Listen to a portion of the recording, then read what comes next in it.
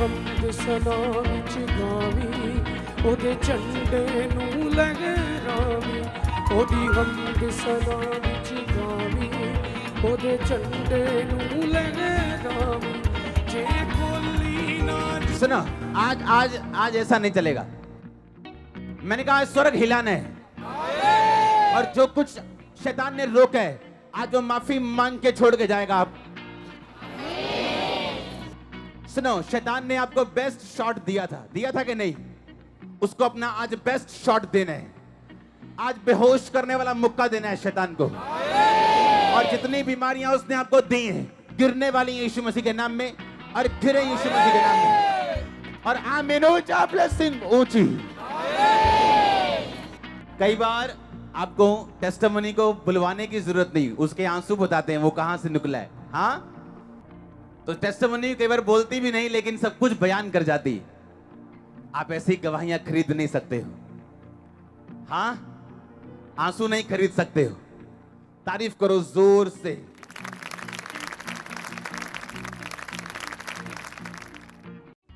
तारीफ करो जोर से। लूका 17 उसकी 10 आयत को मैं पढ़ूंगा, आप उसे सुनेंगे। आप चाहते हो आप बरकत पाओ, क्योंकि आप प्रेयर करके आए हो कि परमेश्वर अपनी मर्जी मुझ पे जाहिर कर, अपनी मर्जी मुझ पे जाहिर कर। हाँ, मैं स्पिरिट में आपकी प्रेयर सुन रहा हूं। अपनी मर्जी मुझ, वो बाइबल कहती है वो अपना वचन भेजता है और अपनी मर्जी को जाहिर करता है। जब आज आप उसका वर्ड सुनेंगे आप उसकी मर्जी को सुनेंगे। जब तक एक बच्चा छोटा रोता नहीं, मां भी उसको दूध नहीं देती, उसको मालूम है अभी भूखा नहीं, क्योंकि जब जब वो भूखा होता है वो रोता है और रो के अपनी चीजों को बताता है। बाइबल में एक बात लिखी है, उसमें लिखा कि परमेश्वर के राज्य में प्रबलता से प्रवेश किया जाता है, फोर्सफुली उसके राज्य में प्रवेश किया जाता है। आपका उद्धार भी बने रहने के लिए आपको जोर लगाना पड़ता है, फोर्स लगानी पड़ती। हाँ या ना? अपने आप चंगाई नहीं मिलती, अपने आप बरकत नहीं मिलती, आपको जोर लगाना पड़ता है, क्योंकि बाइबल कहती है प्रबलता से आप उसके राज्य में प्रवेश करते हैं। आमीन। आप दुष्ट आत्मा को आराम से नहीं निकालते, भाई भाई कह के नहीं निकालते, हट जा कह के नहीं निकालते, आप उसे डांटते हैं, ए दुष्ट आत्मा निकल जा। हाँ या ना? और बाइबल कहती है वो आपकी डांट को समझता है, आपकी डांट को सुनता है और निकलता है। जिस चीज में आप जोर नहीं लगाएंगे वो चीज कभी फलवंत नहीं होगी। जिस चीज में आप आराम से बैठे, आपका खुदा भी आराम से बैठे, उस चीज में कभी आप फलवंत होते अपने आप को नहीं देखते, क्योंकि बाइबल ऐसा बयान करती है कि परमेश्वर के राज्य में प्रबलता से प्रवेश किया जाता है। आमीन। इसलिए 12 साल की लहू बहने वाली औरत ने क्या किया था? वो अपने घर में नहीं बैठी रही कि काश प्रभु यीशु मसीह यहां से निकल जाए, कहीं ऐसा हो जाए कि जब वो मेरे शहर में आएगा तब मैं देखूंगी, निकल जाऊंगी, क्योंकि मैं चल नहीं सकती हूं ना, मेरे को रोग है ना।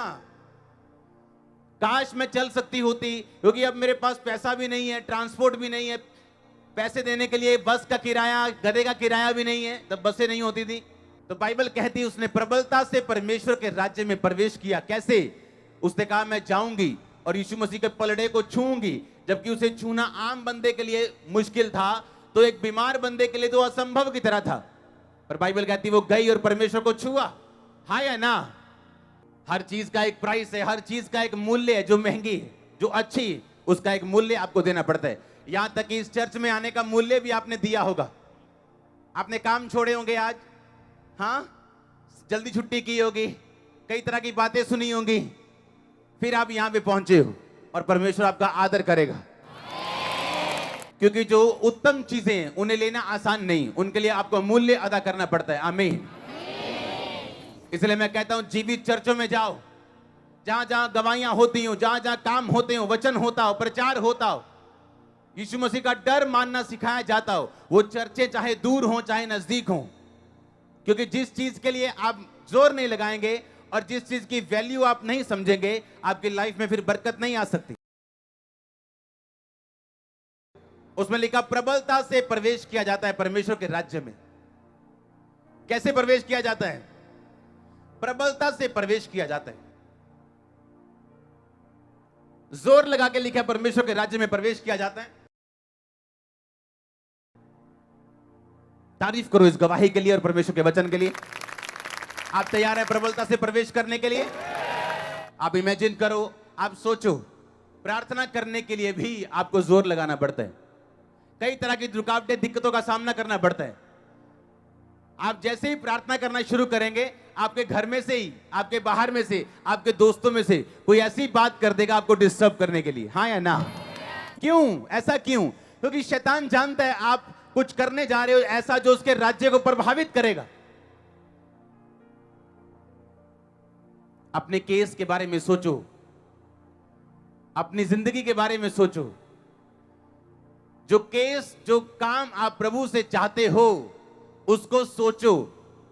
उसको एक तकड़ी पे रखो और दूसरी तकड़ी पे ये सोचो कि इस काम के लिए जितनी प्रार्थना करनी चाहिए थी, मैंने की है या नहीं की।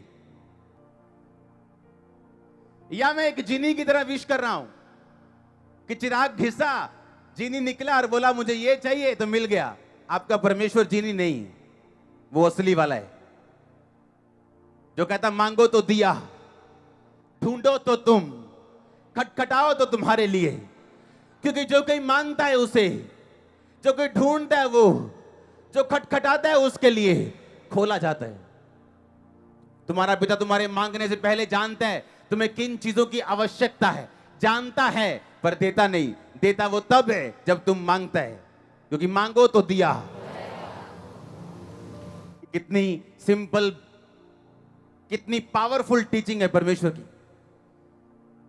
परमेश्वर को पाना मुश्किल नहीं है, आसान भी नहीं है लेकिन मुश्किल भी नहीं। उसकी टीचिंग ऐसी नहीं है, उसका वचन ऐसा नहीं कि आपके दिमाग के ऊपर से निकल जाए। एक अनपढ़ भी उसे समझ सकता है, एक डॉक्टर भी उसे समझ सकता है। आमीन।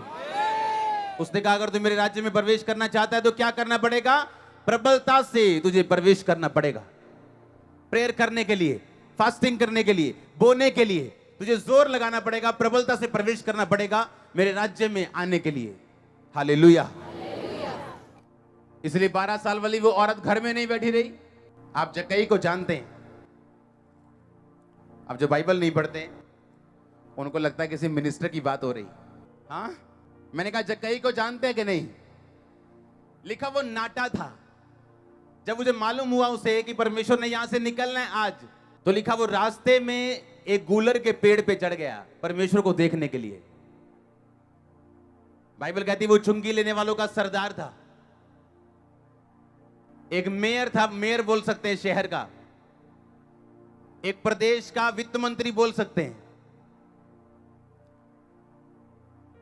जब उसे मालूम हुआ कि यीशु मसीह ने निकलना है तो उसने अपनी इज्जत की परवाह नहीं की।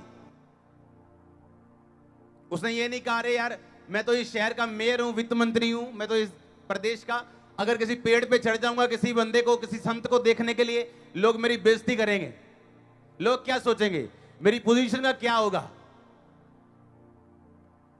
यीशु मसीह ने कहा अगर तू मुझे फॉलो करना चाहता है तो अपना क्रूस उठा और मेरे पीछे आ, अपने आप का इनकार कर और मेरे पीछे आ। जिसने अपने आप को नीचा किया मैं उसे ऊंचा करूंगा, जो अपने आप को ऊंचा करने की कोशिश करेगा मैं उसे नीचा करूंगा। लिखा जक्कई प्रबलता से प्रवेश करता है, गूलर के पेड़ पे चढ़ता है और प्रभु यीशु मसीह पूरी भीड़ से, जब कभी भी जक्कई से नहीं मिले और भीड़ से होके परमेश्वर जक्कई को बोलते हैं हे जक्कई झट उतरा क्योंकि आज मुझे तेरे घर में जाना अवश्य है। और बाइबल कहती जक्कई ने घर जाके परमेश्वर को बोला परमेश्वर आधी प्रॉपर्टी में कंगालों को देता हूं, जिससे फालतू लिया 4 गुना वापिस करता हूं। परमेश्वर ने कहा आज इस घर में उद्धार आया है, अब तू और तेरा घराना उद्धार पाएंगे। आमीन। आप इमेजिन करो अगर जक्कई शर्मा जाता तो उसका कुछ न बनता, अपनी इज्जत की परवाह करता तो कुछ न बनता। क्योंकि परमेश्वर के राज्य में कैसे प्रवेश करना? प्रबलता से। हालेलुया। कैसे प्रवेश करना उसके राज्य में? प्रबलता से कहता प्रवेश करना। आमीन। एक स्टोरी बाइबल में लिखी, जब लूका 17 उसकी 10 आयत को पढ़ते, उसने कहा इस रीति से तुम भी उन सब कामों को कर चुके जिसकी आज्ञा तुम्हें दी गई थी, तो कहो हम निकम्मे दास हैं, हमें जो करना चाहिए था हमने वही किया है। यह बड़े सुनने वाला एक दृष्टांत है बाइबल में। उसने कहा तुम में ऐसा कौन है जिसका दास, जिसका नौकर खेत में काम करता हो या भेड़े चराता हो, जब वो काम से आए तो उससे कहे तुरंत आकर भोजन करने बैठ, और ये ना कहे कि मेरा खाना तैयार कर, जब तक मैं खाऊं पीऊं तब तक कमर बांध कर मेरी सेवा कर, इसके बाद तू भी खा पी लेना। क्या वह उस दास का एहसान मानेगा कि उसने वही काम किए जिसकी आज्ञा दी गई थी? यह दृष्टांत बड़ा सुनने वाला है। उसने कहा तुम में ऐसा कौन है जिसका नौकर हो, और वो नौकर को बोले कि जब वो खेतों से आए अपना काम करके, तो वो नौकर से कहे भाई तू बैठ जा, मैं तेरे लिए खाना बनाऊंगा। कहता ऐसा कोई नहीं है। कहता वो नौकर से ये कहेगा अब तू काम कर आया है बाहर का, अब ऐसा कर खाना बना ले, और जब मैं खाना खा लूं उसके बाद तू खा लेना। हाँ, कहता जब ऐसा हो तो क्या मालिक नौकर का एहसान मानेगा? कहता नहीं। क्यों? क्योंकि उस मालिक ने उस नौकर को हजारों अशरफियों में, लाखों रुपयों में उसके घर पे पैसा दे के उसे खरीदा है। पुराने टाइम में जो नौकर, जो स्लेव होते थे, वो आज के स्टाफ की तरह नहीं होते थे। जो पुराने टाइम में नौकर होते थे वो बाउंड स्लेव होते थे, कि जब उनको खरीद लिया जाता था, जब उनको ले लिया जाता था, तो चाहे वो मालिक रात के 12 बजे तक काम कराए तो वो उसका एहसान नहीं है नौकर का कि ये 12 बजे तक काम करता है। चाहे वो थोड़ा काम करे चाहे ज्यादा करे, मालिक के ऊपर कोई एहसान नहीं, क्योंकि मालिक ने सब पैसा दे के उसको खरीदा है। कितनों को समझ आई इतनी बात? यीशु मसीह ने कहा, कहता तुम्हें जो दिया गया था तुमने वही किया, तो बोलो हम अनप्रॉफिटेबल दास हैं। निकम्मे गलत शब्द है हिंदी में, असली शब्द है अनप्रॉफिटेबल। कहने का मतलब यीशु मसीह का यह था कि चाहे तुम चर्च में आओ, चाहे तुम प्रेयर भी करते हो, चाहे तुम कुछ भी करते हो, पर कहता वो परमेश्वर को कोई भी प्रॉफिट नहीं है उसका, वो तुम्हें। परमेश्वर तुम्हारा एहसान नहीं मानेगा, तुम उसका एहसान मानोगे, चाहे तुम जितनी मर्जी चर्च में या कहीं भी काम करते हो। आप सभी को जय मसीह की दोस्तों, मेरा नाम है रोहित कुमार। आप देख रहे हैं सच्ची और भक्ति चैनल में। आप सभी का स्वागत करता हूं। दोस्तों आप सभी लोगों के बीच में लेके आ चुका हूं दोस्तों एक और नए वीडियो में आपका स्वागत करता हूं। दोस्तों वीडियो लेके आया हूं मैं आज अंकुर नरूला जी की प्रार्थनाएं।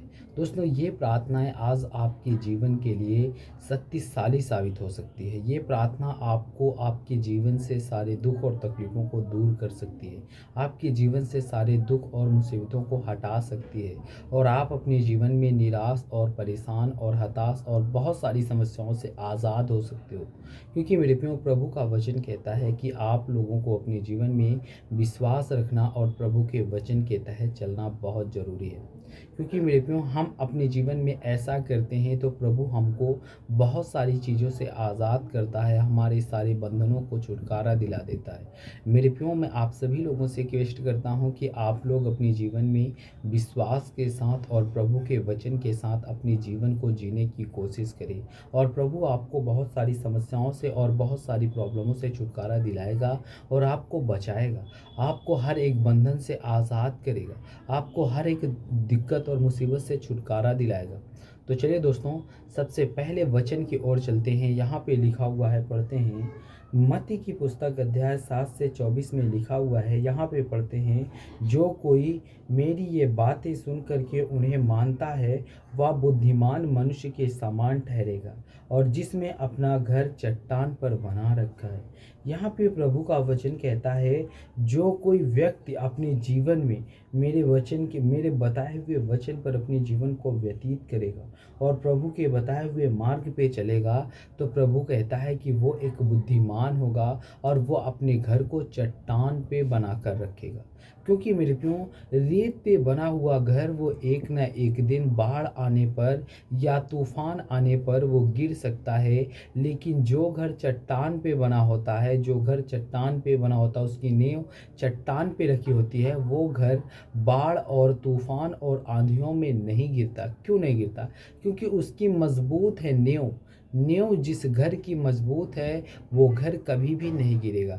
ठीक उसी प्रकार प्रभु कहता है कि जिस इंसान के अंदर प्रभु का वचन और प्रभु के बताए हुए मार्ग पे जो व्यक्ति चलता है, वो व्यक्ति अपने जीवन में कभी भी अपने आप से गिरता नहीं, कभी भी वो परेशान नहीं होता, कभी भी वो हताश नहीं होता, कभी भी उसके जीवन में प्रॉब्लम नहीं आती, कभी भी उसके जीवन में अनेक प्रकार की समस्याएं नहीं आती। इसलिए हमें अपने जीवन में विश्वास रखना और बताए हुए प्रभु के वचन पे चलना बहुत ज़रूरी है। तो दोस्तों, परमेश्वर का वचन यहाँ पे कहता है, मत्ती की पुस्तक अध्याय 6 से 15 और 14 में पढ़ते हैं। यहाँ पे लिखा हुआ है, पढ़ते हैं, इसलिए यदि तुम मनुष्य के अपराध क्षमा करोगे तो तुम्हारा स्वर्गीय पिता भी तुम्हें क्षमा करेगा, और यदि तुम मनुष्य के अपराध को क्षमा ना करोगे तो तुम्हारा स्वर्गीय पिता तुम्हारे भी अपराधों को नहीं क्षमा करेगा। यहाँ पे प्रभु का वचन कहता है